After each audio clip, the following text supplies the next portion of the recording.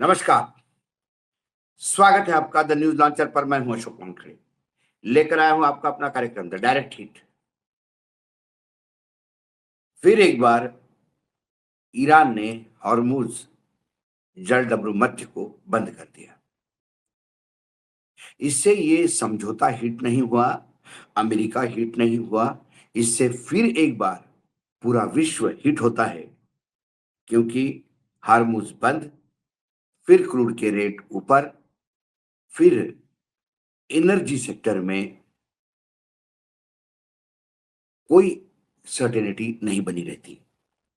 Iran ने America को भगाया, हॉर्मुज बंद। क्या फिर वही भयंकर युद्ध की आशंका बनी हुई है? खेमेनेई ने ट्रंप का इलाज कर दिया और इजराइल की उल्टी गिनती शुरू। क्या हुआ है? शांति समझौते पर सहमति बनने के कुछ दिनों के बाद ही ईरान ने शनिवार को अमेरिका और इजराइल के कथित तौर पर सीज फायर का उल्लंघन करने के बाद हॉर्मुज को बंद कर दिया है। ईरानी मीडिया के हवाले से खबर सामने आई। शांति समझौते और मिडल ईस्ट से पटरी पर आ जाने की उम्मीद वैश्विक अर्थव्यवस्था के लिए एक बार फिर धूमिल होती नजर आ रही है।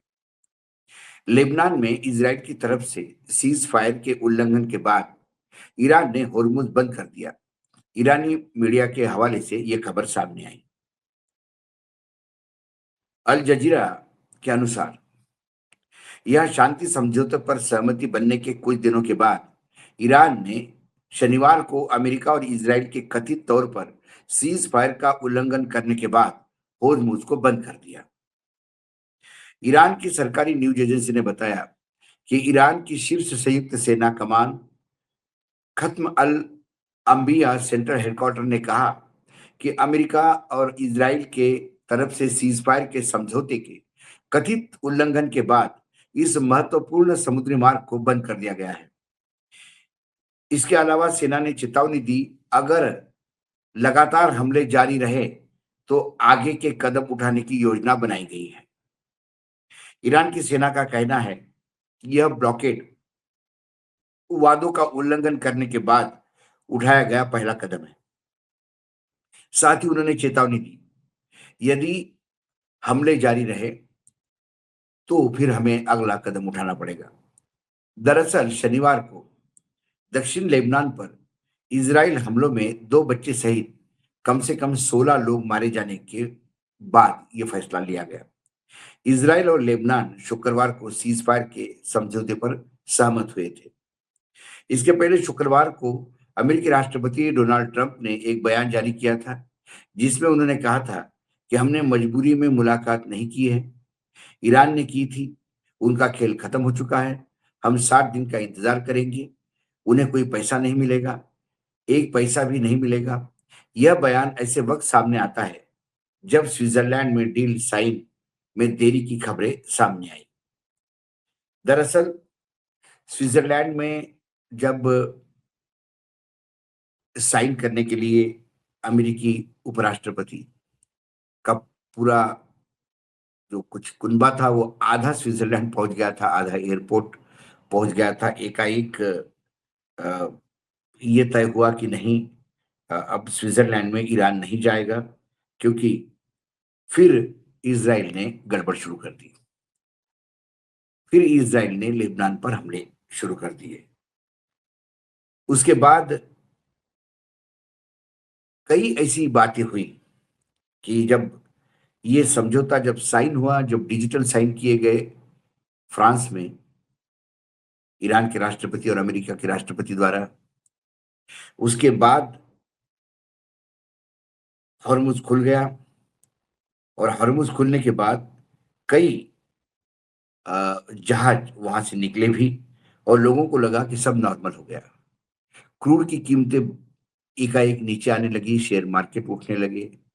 भारत में तो रुपया भी ठीक ठाक स्थिति में पहुंचने की आशा जग उठी थी। लेकिन फिर लेबनान ने हाहाकार मच गया। लेबनान के स्वास्थ्य मंत्रालय के मुताबिक दक्षिण लेबनान में और बाकी घाटी में शुक्रवार देर रात हुई इजरायली हवाई हमले में 47 लोग मारे गए। उनमें से 97 घायल हुए। 2 मार्च से अभी तक यहां मरने वालों की संख्या 3,980 पहुंच गई है। 18 जून को 25 कारोबारी जहाज हरमुज स्ट्रेट से गुजरे थे जब ईरान और अमेरिका का समझौता साइन हुआ था। यह अप्रैल के बाद सबसे ज्यादा संख्या है। हालांकि 500 से ज्यादा जहाज और 11,000 से ज्यादा नाविक अब भी खाड़ी में फंसे हुए हैं। इसी बीच पाकिस्तान के प्रधानमंत्री शहबाज शरीफ ने सऊदी क्राउन प्रिंस मोहम्मद बिन सलमान से फोन पर बातचीत की। दोनों नेताओं ने क्षेत्रीय शांति और अगले दौर की बातचीत को कूटनीति और संवाद के जरिए आगे बढ़ाने का जोर दिया। जहां तक भारत का सवाल है, भारतीय झंडे वाले 3 टैंकर शनिवार को सुरक्षित रूप से होर्मुज पार कर भारत के लिए रवाना हो गए। Central port and shipping ministry Sarbananda Sonowal ने इसकी जानकारी दी। इन जहाजों में 8.6 लाख मीट्रिक टन से अधिक कच्चा तेल और 94 भारतीय क्रू मेंबर शामिल है। इसमें देश वैभव 24 जून को वाडीनार बंदरगाह पहुंचेगा, जो 2.9 लाख मीट्रिक टन कच्चा तेल और जिसपे 37 भारतीय क्रू मेंबर है। देश विभोर नाम का जहाज 24 जून को ही सिक्का बंदरगाह पहुंचेगा। इसमें 2.9 लाख मीट्रिक टन कच्चा तेल और 27 क्रू मेंबर है। और सैमनार हेराल्ड 1 जुलाई को पारादीप बंदरगाह पहुंचेगा। इसमें 2.9 मीट्रिक टन कच्चा तेल और 30 क्रू मेंबर है। ईरान के रिवोल्यूशनरी गार्ड ने रेडियो मैसेज जारी कर जहाजों को चेतावनी दी है कि वो होर्मुज के पास अब न आए।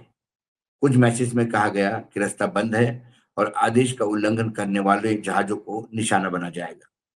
मेरीटाइम एनालिसिस फर्म विंडसर के मुताबिक शनिवार को ईरान की ओर से होर्मुज बंद करने के ऐलान से पहले 22 जहाज गुजरे थे। इसमें 6 जहाज ओमान के पास दक्षिण रास्ते से निकले। यह अमेरिकी सेना जहाजों को सुरक्षित रास्ता उपलब्ध कराने में मदद कर रही है। वहीं 16 जहाज उत्तरी रास्ते से गए, जो ईरान के कंट्रोल में आता है। हालांकि अमेरिका सेंट्रल कमांड ने इससे कई अधिक संख्या बताई है। सेंटकॉम के अनुसार शनिवार को कुछ 55 वाणिज्यिक जहाज होर्मुज से होकर गुजरे। दोनों आंकड़ों में अंतर की एक वजह यह भी हो सकती है कि कुछ जहाजों को अपनी ट्रैकिंग प्रणाली बंद रखी थी, जिससे निजी निगरानी एजेंसी के लिए उनको गिनना मुश्किल था। ईरानी डील में 28 लाख करोड़ के फंड पर अड़ा है, जबकि खाड़ी के देश इस पर राजी नहीं है। शांति की चाबी ईरान के पास है। वह होर्मुज चेक पॉइंट पर सौदेबाजी करेगा। पश्चिम एशियाई में इजरायल का वजूद अमेरिका की बदौलत है। इजराइल अभी लेबनान पर हमले कर अपनी ताकत दिखाएगा, पर अमेरिका उसे जल्दी रोक देगा यदि अमेरिका चाहता है कि यह शांति हो जाए। ट्रंप सबसे पहले खाड़ी देशों को ईरान पुनर्निर्माण फंड के जो 28 लाख करोड़ देने का दबाव डालेगा। अभी ट्रंप ईरान के खिलाफ सीधे बयान देने से परहेज करने वाले हैं। रूस और चीन ईरान के पक्ष में ही रहेंगे। ईरानी तेल सबसे बड़े आयातक चीन को होर्मुज बंद होने से फर्क नहीं पड़ेगा। ईरान जहाज नाकेबंदी में भी उसे तेल देता रहा है। ईरान के विदेश मंत्रालय के प्रवक्ता इस्माइल बकई ने कहा कि ईरान ने अपनी सभी जिम्मेदारियां पूरी की है, लेकिन अमेरिकी इजराइल को लेबनान पर हमले रोकने के लिए मजबूर करने में फेल रहा है। होर्मुज बंद करने की घोषणा के कुछ समय बाद बकई ने कहा कि लेबनान में सीज फायर का उल्लंघन पूरे समझौते को संकट में डाल रहा है। उन्होंने कहा कि ईरान अमेरिका के साथ बातचीत के लिए एक प्रतिनिधिमंडल स्विट्जरलैंड भेज रहा है। उन्होंने कहा कि ईरानी प्रतिनिधिमंडल स्विट्जरलैंड जाके दूसरे पक्ष के समझौते की शर्तों को लागू करने की मांग करेगा। उन्होंने कहा कि यदि दूसरी तरफ से समझौते का उल्लंघन हुआ तो ईरान भी उसी तरह से जवाब देगा। ये कुल मिलाकर इजराइल, जो पहले कई दिनों से न्यूज लॉन्चर पे हमारे विभिन्न कार्यक्रमों में हम लगातार इस बात को रेखांकित करते रहे कि ये पूरा युद्ध इजराइल ने ही थोपा है और इजराइल इस शांति समझौते के खिलाफ पहले दिन से था।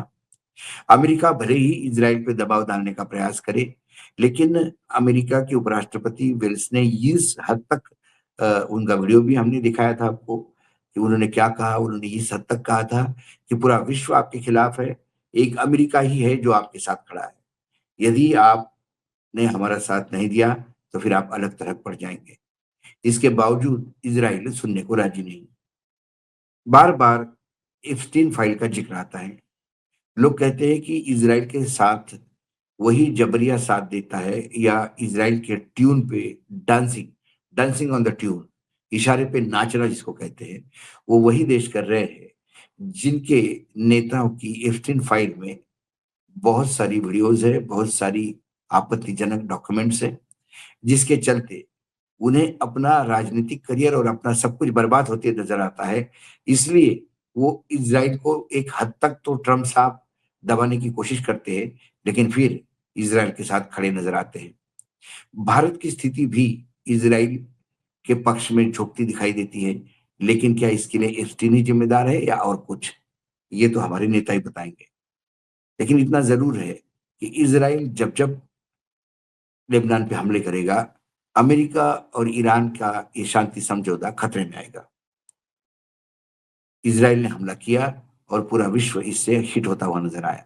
भारत इसकी जो तपिश है सबसे ज़्यादा भारत को मिलेगी क्योंकि विश्व का 20% तेल भले ही हॉर्मुज़ से निकलता हो, लेकिन भारत के लिए ये प्रतिशत 70% है और गैस 80 से 85% इसी हॉर्मुज़ जलडमरू मध्य से आता है। आज डायरेक्ट हिट में इतना ही। कल फिर आता हूँ किसी विषय के साथ। तब तक के लिए नमस्कार। देखते रहिएगा न्यूज़ लॉन्चर।